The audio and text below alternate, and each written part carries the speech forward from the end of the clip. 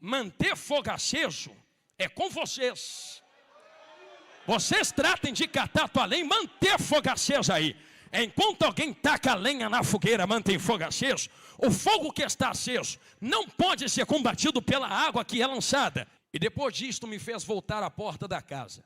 E eis que saíam águas por debaixo do umbral da casa para o oriente. Verso 2.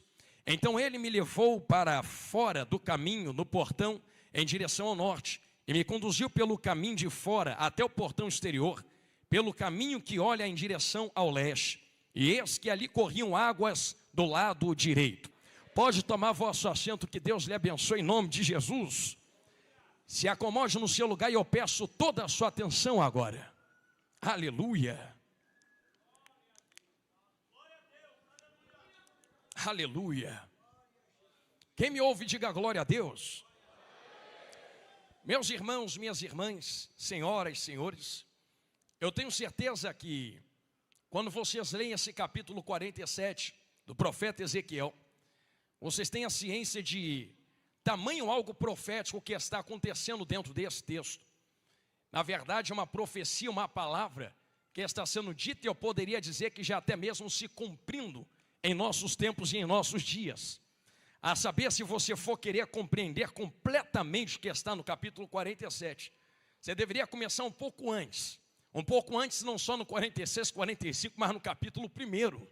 Porque é no capítulo 1 e logo em seguida o 1, no 2, que você vê Deus se apresentando para o profeta, fazendo algo que resvala no 47. Eu sei que tu é de Bíblia e conhece que no capítulo 1, o povo está, enquanto na Babilônia e na beira do rio Quebar, o profeta vê os céus abertos. E a palavra de Deus diz que quando o céu se abre, e ele é bem específico, à beira do rio Quebar, o céu se abre. E da abertura desses céus, dessa abertura que está nos céus, eu vejo uma nuvem afogueada. E no meio desta nuvem eu vejo um trono e um ser sentado sobre esse trono. E debaixo desse trono Ezequiel viu uma base. E debaixo desta base rodas por dentro de rodas que tinham muitos olhos. E entre estas rodas seres. E o que ele termina dizendo é que de toda essa estrutura que ele está vendo, não está parada. Ele diz que essa estrutura se movia de acordo com a vontade do Espírito de Deus. E ele dizia que a estrutura se movia de cima para baixo, para frente, tangente. Enquanto essa estrutura se move, carrega aquele que está sentado sobre o trono. Logo faz-me pensar, e vocês sabem que eu vou falar, que se Deus está sentado sobre esse trono e o trono se move, logo Deus também não está parado. Se Deus não está parado, ele olha para o profeta no capítulo de número 2, apontando o dedo, se você quiser ler em casa, se Jesus não voltar até lá. Está escrito desta maneira: profeta, fica de pé e eu falarei contigo. Enquanto ele falava comigo, o Espírito do Senhor, o mesmo que movia o trono, me entrou e me colocou de pé. Parece uma condicional no capítulo 2 e seguindo convosco. Você percebe que a condicional de Deus é: eu só falo contigo se você ficar de pé. Só que logo no verso 12 você vê escrito assim no capítulo 2: enquanto ele falava comigo. Logo, se Deus está falando com o profeta, quer dizer que ele já está de pé. Porque a condicional é: falo contigo se tu estiver de pé. Mas ele termina o versículo dizendo: depois que eu já estou de pé, porque Deus está falando comigo, o Espírito do Senhor entra e me põe de pé. A pergunta que fica bem clara aos irmãos, pastores, teólogos, senhoras e senhores é: se ele já está de pé porque Deus está falando com ele, como é que o Espírito entra e coloca de pé aquilo que já está de pé? Como é que levanta aquilo que já está levantado? Como é que estica aquilo que já está esticado? Só que existem algumas palavras dentro do hebraico. E aonde Deus manda ele se posicionar é no físico. E quando o Espírito entra, não entra no físico. Entra onde a mão não toca. Entra onde o homem não toca. Entra onde a arma não toca, a espada não vai. Entra onde eu não posso entrar, onde eu não posso ir. O Espírito vai aonde você não vai. Levanta onde você não levanta. Vivifica onde você não vivifica. Era como se Deus estivesse dizendo: profeta, eu estou te vendo do lado de fora. Você se posicionou do lado de fora. E eu olhando para esta multidão, me olhando de olho arregalado. Eu sei que vocês estão posicionados do lado de fora. Aliás, vocês saíram da tua casa para estar aqui dentro da igreja. Você tomou um banho, botou uma roupa, lascou um perfume nesse corpo. Você penteou o cabelo para o lado, está bonito, está bonita, está sentada aqui dando glória. Vocês estão posicionados do lado de fora. Só que no lado de dentro eu não conheço. Eu não sei como tu está do lado de dentro. Eu poderia te posicionar do lado de fora. Se eu do altar dissesse aqui agora: vocês, multidões tão bonitas, fiquem de pé, vocês ficariam de pé. Então eu te posiciono dentro da igreja do lado de fora, mas eu não posso te posicionar do lado de dentro com o que eu tenho. Só que enquanto eu ministro a palavra a vocês, a palavra move aquilo que pode entrar dentro de vocês. Entenderam? Na direita, fala olhando para a esquerda agora. E quando ele entra, vai aonde eu não posso ir, e te coloca de pé onde eu não posso colocar. Em outras palavras, eu posso ter um sorriso no meu rosto, mas só Deus conhece a alma que está aqui dentro. Eu posso ter uma cara para mostrar para vocês, mas só Deus conhece como está o meu espírito aqui dentro. Só que depois que Deus trabalha em Ezequiel no capítulo 2, pastores, Deus não para por aí. O que Deus faz em começar no que está no 47, é uma mensagem clara aqui para Suzano esta noite. Quando Deus quer realizar um avivamento, Deus já começa no primeiro apresentando a sua glória. Começa no segundo pegando quem vai ser canal de um avivamento. E antes dele ser usado no capítulo 37, Deus vai tratar com ele no capítulo 2, com carinho. Posso abrir um parênteses antes de mergulhar com vocês no 47. Tu conhece o 37. E me fez ir e me levou até um vale que estava cheio de ossos secos. E me deixou no meio do vale. E disse: filho do homem, esses ossos podem viver, não reviver. Viver, ou seja, podem ter vida a primeira vez. Eu olhei para ele e disse: Deus, tu que sabe. Ele olhou para mim de volta e disse: se sou eu que sei, rapaz, então sou eu quem mando, não estou pedindo. Abre a tua boca e profetiza dentro desse vale. Enquanto eu profetizava, o Espírito entrou e colocou de pé aquilo que estava caído. Cresceu o que tinha minguado, deu vida ao que estava morto. O que Ezequiel está fazendo no 37 é o que Deus já fez nele no capítulo 2. Enquanto ele está dentro do vale, ele poderia olhar para Deus, e estou partindo para o 47 agora, e dizer: Deus, para que tu me faz entrar em vale? É só eu ficar de fora do vale, e eu lanço a palavra para o lado de dentro, e tu entra do lado de dentro. Só que quando Deus quer trabalhar em algo, Deus não só te faz lançar algo para o lado de dentro, não. Deus pega quem tem e carrega para o lado de dentro. Entendeu aqui? Vou falar olhando para lá agora. Deus pega quem tem, quem foi trabalhado no capítulo 2, carrega para o lado de dentro de um ambiente que está morto. Gente, irmãos, irmãs, senhoras e senhores, eu posso ser claro a vocês, quantas vezes já entrei em lugares que a minha esposa dizia para mim: Jonathan, para que Deus nos trouxe aqui? E eu dizia: vaza, fica tranquila, Deus não te trouxe para você morrer aqui, Deus te trouxe para você dar vida ao que está morto dentro do ambiente. Deus já trabalhou em você lá atrás e agora te transborda aqui na frente. É por isso que Ezequiel entra no capítulo 37, sabendo que ele não entra para morrer, ele entra para dar vida ao que está morto. E no 37 ele abre a boca para dizer: ossos secos, ouve a palavra do Senhor, fique de pé e receba a vida. Logo tendo esta visão de tudo que está acontecendo dentro do livro do profeta Ezequiel, agora vocês podem entrar com calma comigo dentro do capítulo 47. No capítulo 47, verso 1, vocês veem Deus olhando para Ezequiel e fazendo algo com ele que me confronta até os dias de hoje. Logo no verso 1, em seguida ele me levou à porta da casa, e eis que as águas surgiram de debaixo da casa, e eis que a soleira da casa em direção ao leste, porque a frente da casa ficava na direção ao leste. As águas desciam de baixo, no lado direito da casa e ao lado sul do altar. Eu vou tratar de ler o verso 2. Pega comigo isso aqui. Então ele me levou para fora do caminho pelo portão em direção ao norte, e me conduziu pelo caminho de fora até o portão exterior. Olha as direções que Deus está dando. Pelo caminho que olha em direção ao leste, e eis que ali corriam águas pelo lado direito. Está aqui, só isto aqui já dá uma pregação que eu poderia ficar com vocês aqui até amanhã. Mas deixa eu só resumir, para ir aonde o Espírito Santo está mandando ir com vocês. É porque o que Deus está mostrando a Ezequiel é algo que vocês estão vivendo aqui no dia chamado hoje. Trata-se em nós perceber o que é água dentro do texto, para nós discernirmos o que está acontecendo. O que é água? O que é casa? Quem é esse que está falando com Ezequiel? A água não precisa nem chover no molhado. Você sabe que lá na frente desse texto, se você passar as folhas da tua espada, da tua Bíblia, você vai entrar no Novo Testamento. E eu sei que eu li, sei que tu também já leu dentro da Bíblia, que um dia tinha um varão galileu, sentado à beira de um poço. Uma mulher aponta o dedo para ele e diz: Como tu, sendo um judeu, me pede água? Ele aponta o dedo de volta para ela e diz: ô mulher, se tu soubesse quem está te pedindo água, você me pediria, e eu te daria águas para tu beber de vida eterna, e tu nunca mais teria sede. É óbvio que quando nós olhamos para a água, nós dizemos: está vendo? A água é Jesus, mas não. No contexto que Jesus está colocando, ele é a fonte que jorra águas, porque ele diz: se tu beber desta água, se fará em ti uma fonte que jorra. A fonte é Jesus. Pregador, se a fonte é Jesus, o que é a água? A água está aqui na minha mão nesse exato momento. É a água que apaga fogo estranho. É a água que apaga coisa que não deveria estar acesa.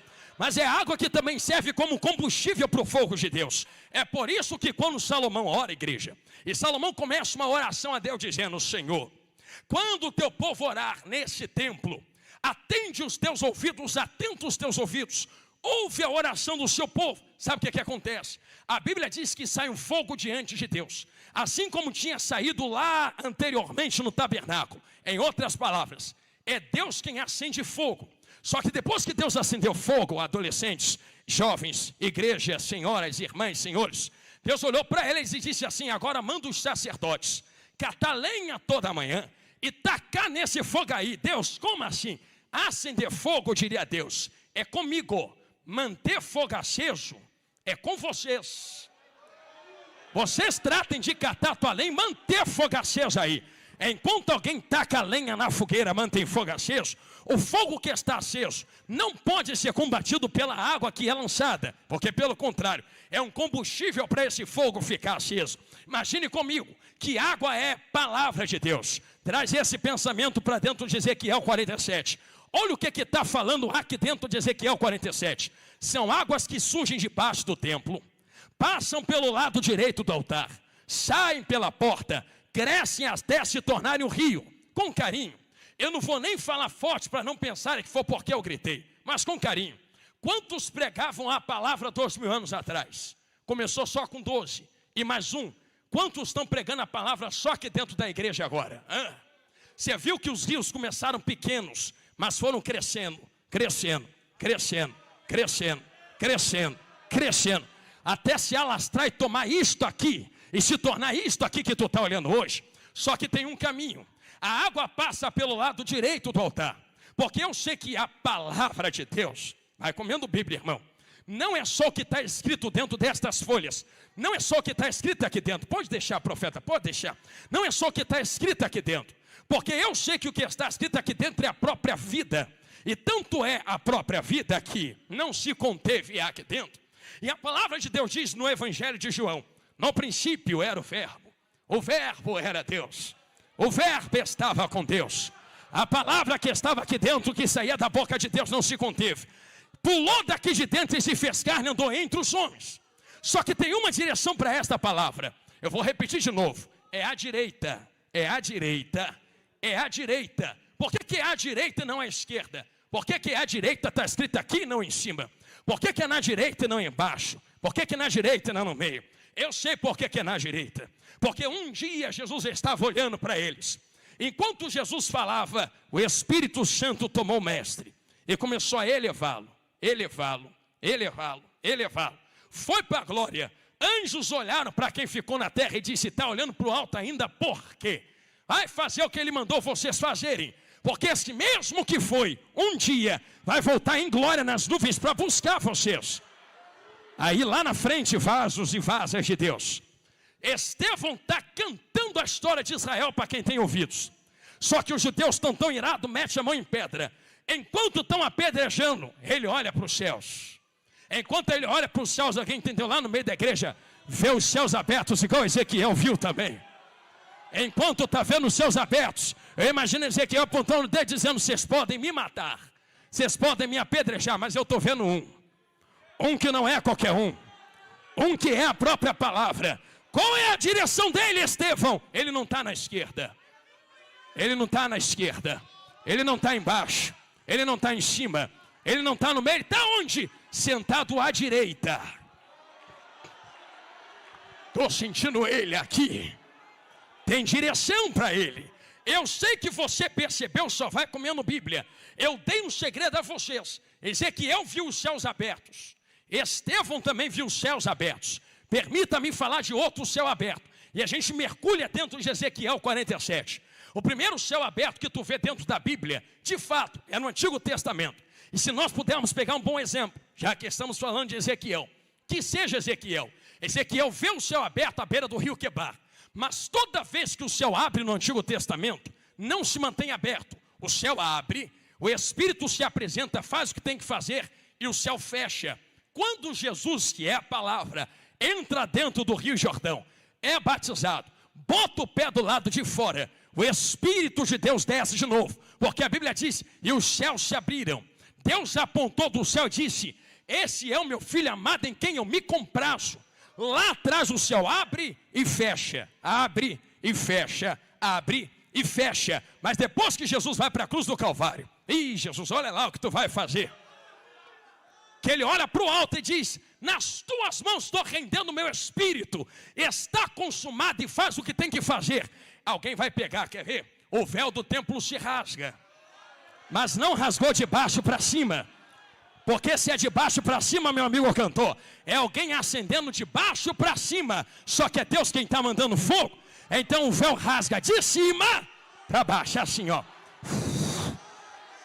Quando rasga de cima para baixo, Estevão olha, e a palavra que Estevão fala era, talvez lá no Antigo Testamento, abria e fechava, mas agora, eis que estou vendo os céus abertos, não fecha mais, está aberto, está aberto, está aberto. Pregador, o céu está aberto? Está, mas a porta é estreita, o caminho é estreito.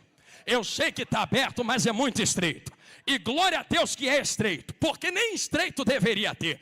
Mas graças a Deus que Deus nos amou, abriu uma lasca, um caminho estreito para tu passar para dentro da glória. E através desse caminho, me parece que é uma via de mão dupla. Por que é uma via de mão dupla, pregador? Porque eu sei que um dia por eles vocês subirão. Mas não só subirão, alguém já desceu por ele. Quem foi que desceu por ele, pregador? Jesus apontou o dedo para eles que estavam em Jerusalém e disse, ficai em Jerusalém, ficai em Jerusalém.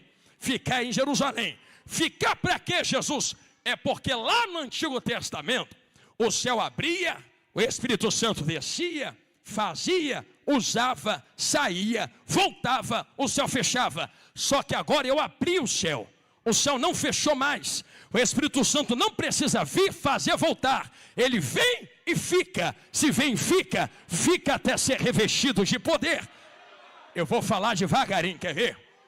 E cumprindo-se o dia de Pentecostes, estavam todos eles reunidos no mesmo lugar. De repente veio do céu que está aberto um som, como de um vento impetuoso que invadiu a casa em que estavam assentados. E foram vistas por eles línguas repartidas como de fogo, que pousou sobre cada um deles. E todos foram cheios do Espírito Santo de Deus. E falavam em outras línguas conforme o Espírito lhes concedia que falassem. Alguém apontou o dedo e disse, é bebida, é cachaça, é cerveja, afasta de ti o mosto. Pedro, tomado do Espírito, apontou o dedo de volta e disse, não rapaz, isso aqui não é bebida não. Isso aqui é Joel, aonde ele disse que haveria profecias, haveriam sonhos, e toda a carne seria tocada pelo Espírito de Deus. Em outra palavra, só fica vazio aqui dentro desse congresso quem quer ficar vazio. O Espírito de Deus não vai descer aqui esta noite. Ah, pregador, já estava quase dando glória, você manda essa. Eu vou repetir de novo. Se eu disser que o Espírito de Deus desce, eu estou falando mentira. Ele não vai descer. Se eu falo que desce, eu estou rasgando Atos 2 de dentro da Bíblia. Como é que desce quem já desceu?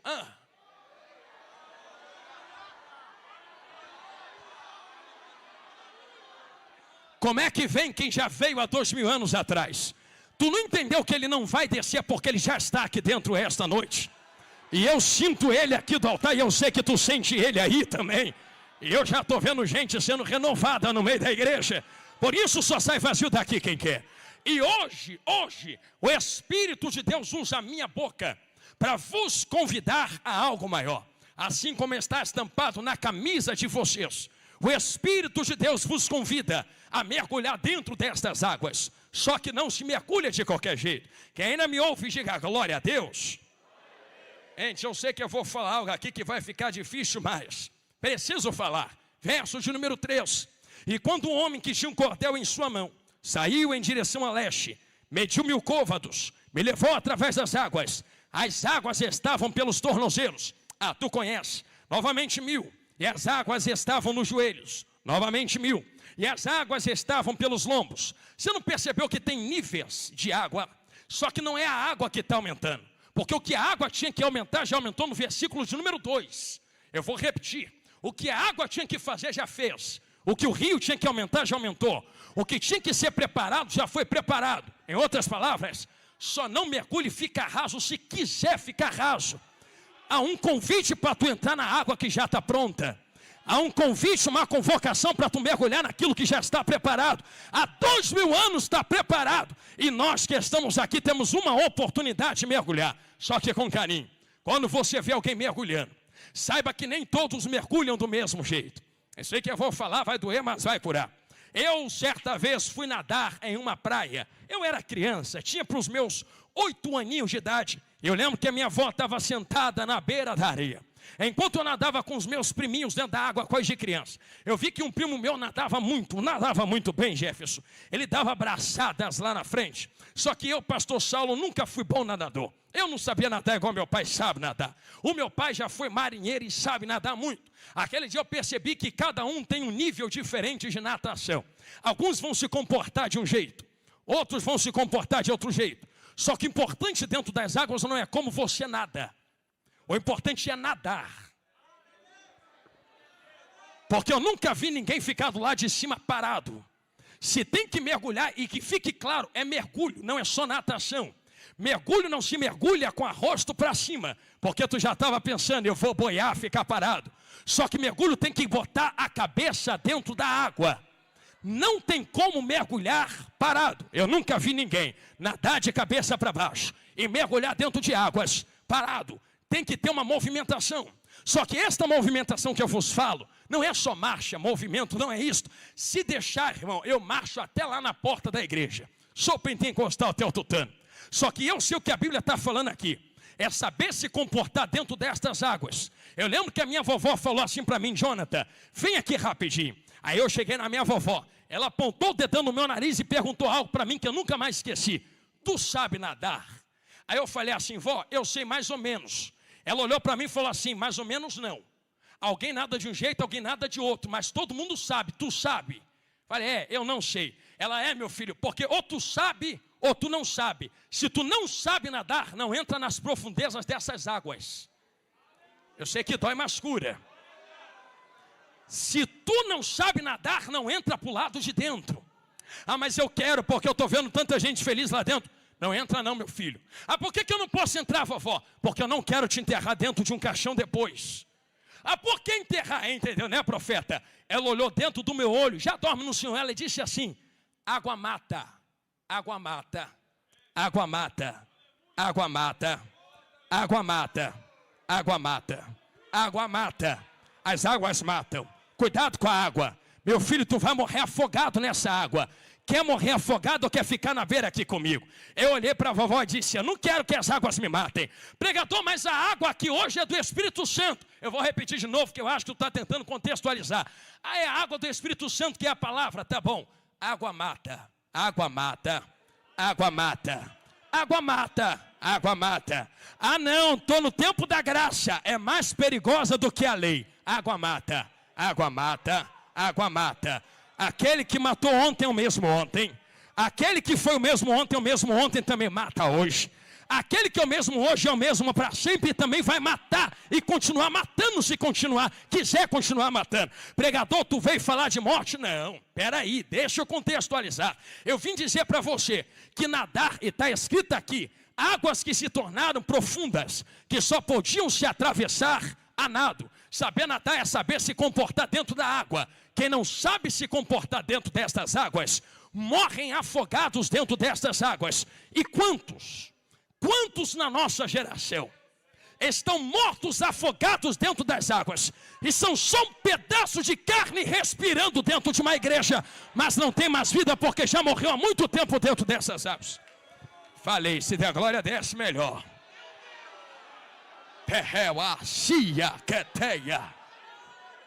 no que terrefaua. Quantos não tem mais o fogo que antes tinham? Vou entrar, vem comigo, Jesus. Quantos não tem mais a vida que outrora tinham? Quanto tempo tu não fala em línguas estranhas, hein? Quanto tempo tu não é possuído pelo Espírito de Deus, hein? Quanto tempo tu não sente o toque do Espírito do Senhor, hein? Teu culto se resume a 2 horas de cantoria, ouvir uma palestra. Não é palestra, é a palavra cortando eu de dentro para fora. Ou vive, e quem está morto vai ser ressuscitado aqui esta noite. Eu estou sentindo Jesus aqui. Tu é batalha. É noite de batalha, crente. E a maior batalha que nós enfrentamos esta noite é saber que a água mata sim. Só que fiquem tranquilos. Tem 2 jeitos de mortes dentro da Bíblia. A primeira morte é a água que mata quando eu não me converto, não sei me comportar dentro dela. Aí eu já sei, pregador, tu vai falar que a água mata espiritualmente. Irmão, eu poderia até entrar no fisicamente também. Porque tem gente que tira tanto Deus do sério, que Deus faz o que está no Novo Testamento.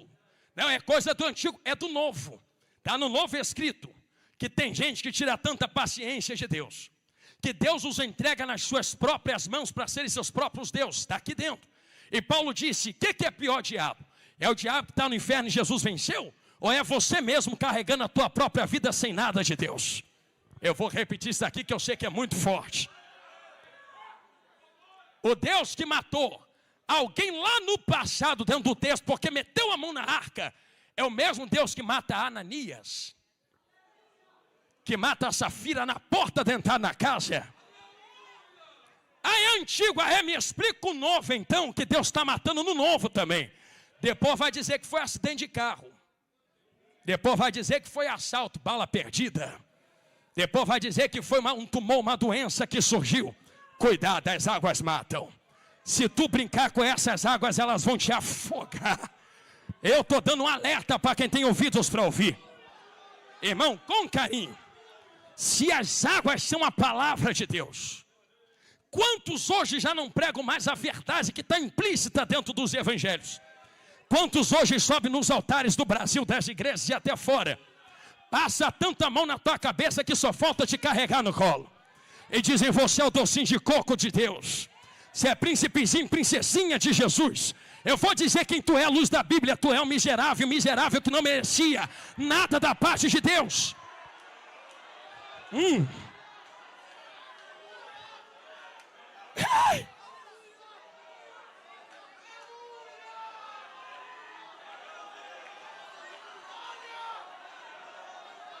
Estou sentindo ele aqui.